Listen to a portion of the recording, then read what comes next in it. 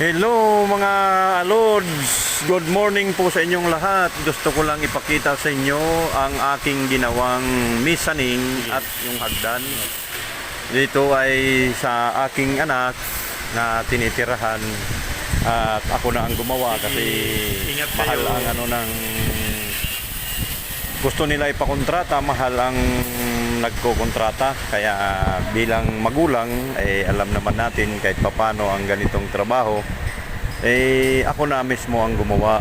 Sa loob ng 3 days yan ang aking nagawa. Naglib ako sa aking trabaho para lang matulungan ko yung aking anak na magawa ito. Kaya mga Lods, ito lang ang aking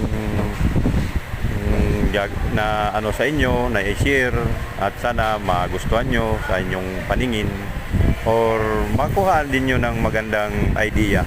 Maraming salamat.